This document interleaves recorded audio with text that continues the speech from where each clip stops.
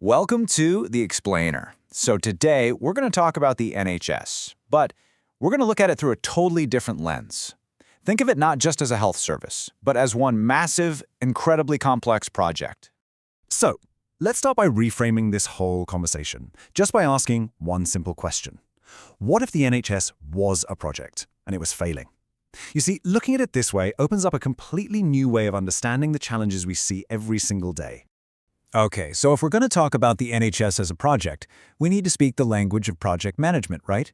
And in that world, the gold standard is a methodology called Prince2. It's basically a structured rulebook, a guide for getting big, important things done right, making sure you deliver the product you promised on time and up to standard. All right, let's get right into it. Section 1, the NHS Blueprint.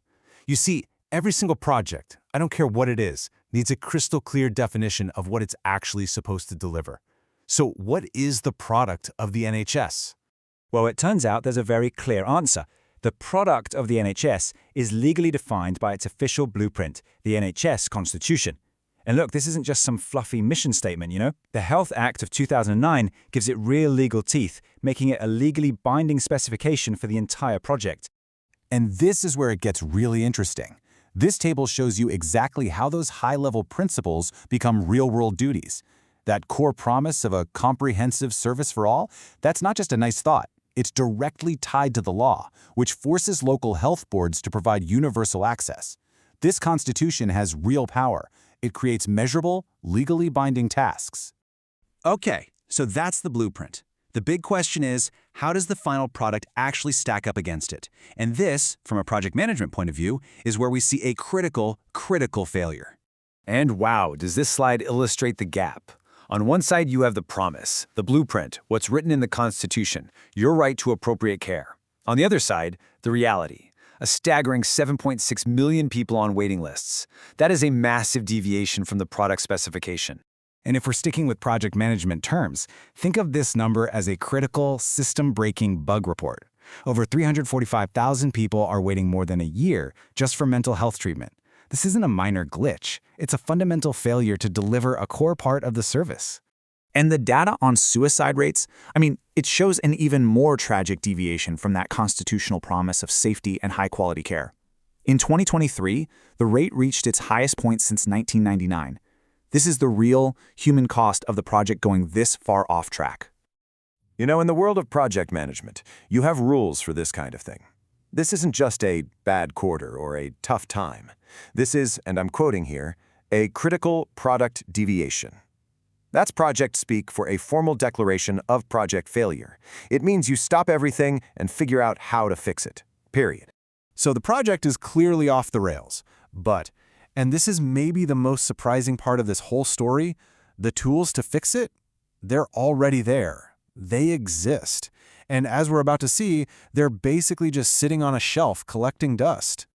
Okay, this timeline is absolutely key to understanding this situation. For a while, after that 2012 act, accountability was all over the place. It was fragmented. But then, Parliament stepped back in. That 2022 Health and Care Act, well, that was a complete game changer. It explicitly gave significant powers back to the Secretary of State to direct and intervene in the system. So that 2022 Act basically handed the Secretary of State this powerful toolkit, the authority to step in, to intervene, to make changes, and to force the system to deliver on the promises in the Constitution. The bottom line is, this isn't a problem of not having enough power. The real question is, why isn't this toolkit being used to fix the failures we just saw? And this is where we get to what you might call breaking Project Management 101. This is the absolute cardinal sin, proposing even more changes when the current project is already so far off track. Let's just walk through the logic here, because from a project perspective, it's undeniable. Step 1, the standard is clearly defined by the Constitution. Step 2, the tools to deliver it were provided by that 2022 Act. Step 3, the real-world service fails to meet that standard. So what's the only possible conclusion? It's a failure of execution. Plain and simple.